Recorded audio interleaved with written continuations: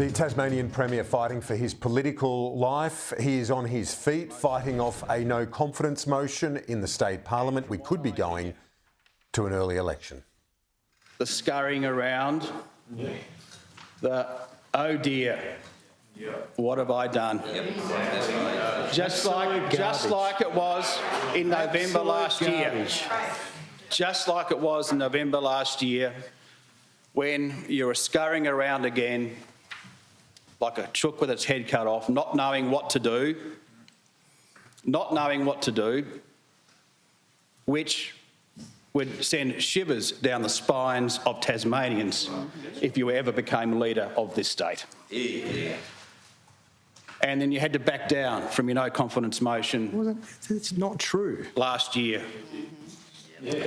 But you're in too deep now because you've got, as I understand it, the support of enough people in this place to bring me down.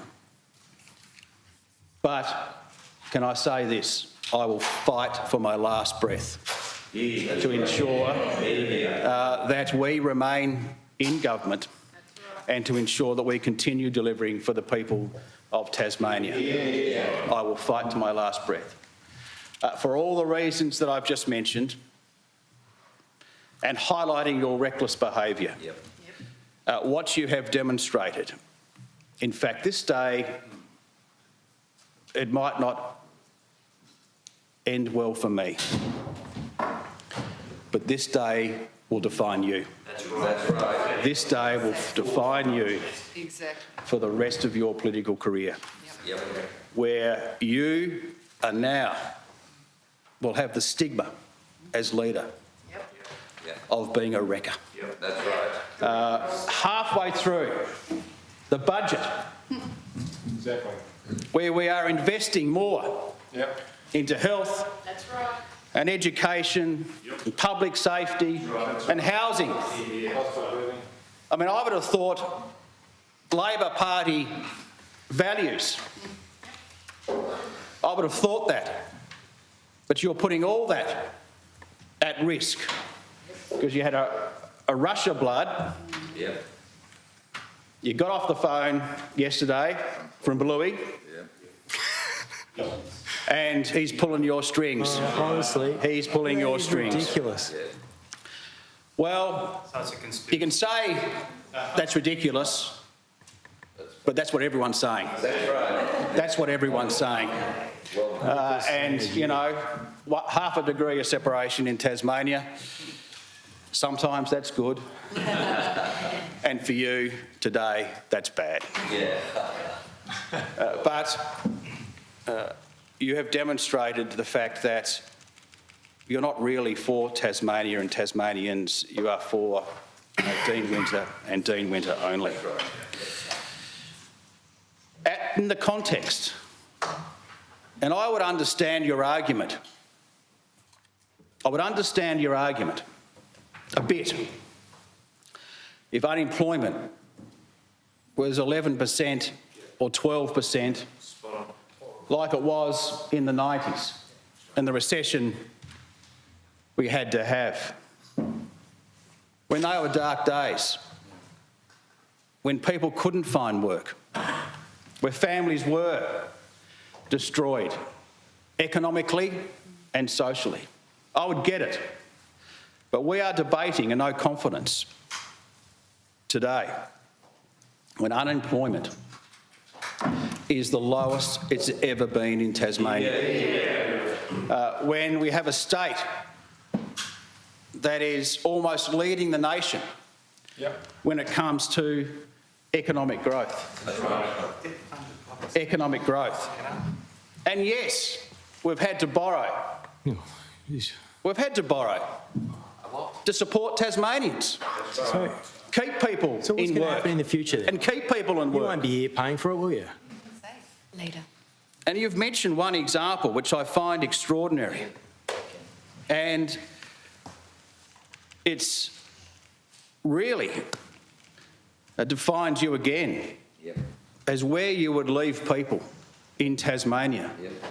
I know you don't care about King Island, because of the last election, the Labor leader didn't even visit any of the islands, if my memory serves me correctly. But there's more to the story, Mr Winter. It's not about handing over a cheque to a company of which a very fine Tasmanian has put enormous skin in the game. That's right. To keep that company alive on King Island. And I remember campaigning on King Island back in 2001 when I announced my candidacy for this job on September the 4th, 2001. And going to King Island for the first time. They were talking about the island closure back then and how it devastated that community. And for good work and goodwill and investment, that island started working again under our watch. That's right. Under our watch. And it's been through some challenging times. But what you don't understand is when you say flippant comments about that, is that there are workers on that island. 95 workers. So why wouldn't we invest and co-invest to keep people working? To give the mine a chance. Didn't do it for AFRI. You let AFRI go down. You want to give the mine a chance. Leader of opposition business. Give those people a chance on a small island. On a small island. Not to mention the fact, of course, of the importance of tungsten. And our sovereignty. And our sovereignty. What about nickel? Highlights the fact of why you are not fit for this job. Honourable Speaker, I'm very proud of our team, and I recognise to the points of this motion where we talk about financial management. You have never offered a single alternative. That's right. In fact, you've been there egging us on, wanting to invest more and more and more into public services. And when we do, because we recognise the need of Tasmanians and Tasmanian people, such as reaching in and supporting Tasmanians at the cost of living crisis, where people couldn't pay their power bills, notwithstanding the work of this government in ensuring we had the lowest regulated energy prices. That's the Tasmanian Premier. He's fighting for his political life, and as is often the case, when a politician has their back to the wall, they give their best performance. Our political contributor Chris Uhlmann is with me on a big day in politics in Tasmania. It's been a bit of a fragile government. They've had the minority status, some controversial policies to push ahead with.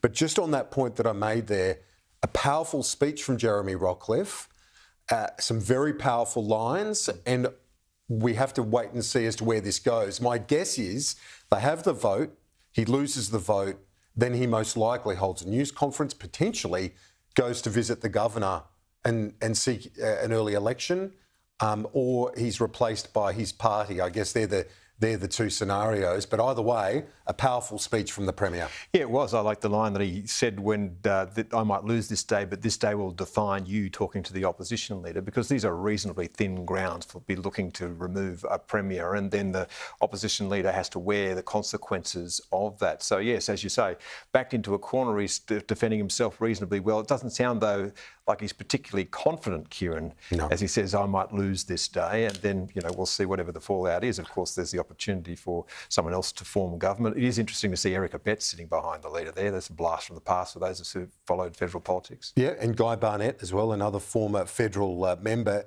as well next to Abetz. But to me, it looks like Dean Winter, the opposition leader, has backed the Macquarie Point AFL Stadium. So he's removed a political fight, a potential fight with the government over that very controversial stadium, because he backed it straight after the last election. Now he's trying to find a basis upon which to bring them down. He's using budget management to do that. I'm just Well, there's a question mark. Will it work? Will it work? I mean, if they go to the polls, will Tasmanians be annoyed that they're back at the polls barely a year after the last time? Well, I would be, considering there's not really any grounds for them to be there in the first place, so they'd have to worry about that. And you think that the opposition leader may well have the wind in his hair because there's been a federal Labor victory and he thinks the brand is pretty good. But really what's going to play in Tasmania, is what matters to Tasmanians. As you say, that there was no splitting them when it came to that stadium, and that seems to be the big issue over budget management at the moment. So we'll see the way the day plays out, but there's many, many steps ahead of us, I'm sure. Yes, indeed. We'll be back there for the developments out of the Tasmanian Parliament in a moment. Let's talk about some other news today. The US demand for increased defence spending. Is it fair? And what do you make of the federal government's response? Well, 3.5% is a lot. Obviously, we're looking to get above 2% on our defence spending to 2.5. Well, 3.5 is a lot of money. But then again, the government has brought down a review which said that we are in the worst strategic circumstances since the Second World War. And yet the government spending does not seem to indicate that they actually believe what they're saying. So far, the government said we will decide how much money we spend on defence. But clearly, our major ally is calling for us to step up and does not believe the government's line that it has already stepped up. And there's nobody in this town, by the way, Kieran, who believes that the government actually is really putting the effort into defence which the times call for. So, yeah, it'll be interesting. It'll certainly be interesting when Anthony Albanese meets face-to-face with Donald Trump. Well, that's the question, isn't it? Because you and I have been at these summits over the years and seen how these talks are held, and they're face-to-face. There's not a lot of room between them, but the cameras are in there. Yeah. And if there's some drama, it'll be on show, as we've seen recently with Zelensky, the South African leader. Trump likes to put the leader's feet to the fire when he meets with them. Oh, the last place on earth I think you'd want to be now was in the Oval Office answering questions to the media pack and Donald Trump just letting them stay. You know the way these things normally work. So if he goes to the G7, you'd normally have that little gaggle which would last for a minute or so while we made opening statements and then they're out. But the rules are different under Donald Trump. And I'll never forget when we were in there together, when Scott Morrison was there, for half an hour with Trump, and he was getting on well with Morrison. And I asked Donald Trump a question about China.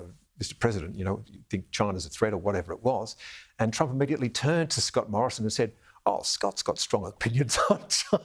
It looked like he was in a hostage video because obviously he'd expressed those to Trump but didn't particularly want to articulate them in front of cameras. This is the sort of shuffling in the seat as he tried to work out what he was going to say. But look, there's a serious question here for the Australian government. If you actually believe that we are in the worst strategic circumstances since the Second World War, then your defence spending should reflect that, and it doesn't. Yeah.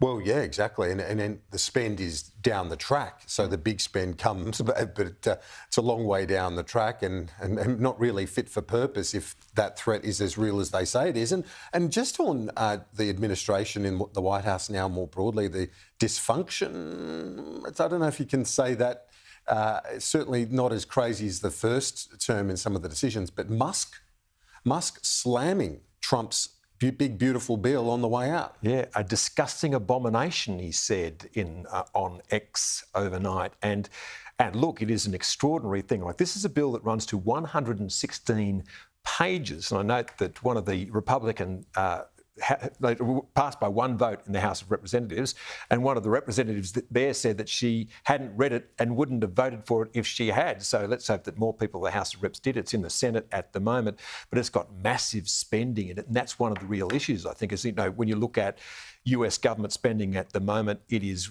way over the odds. It's, the deficit, I think, is around about 6% of GDP, about $1.9 trillion this financial year, heading towards a gross debt of $36 trillion.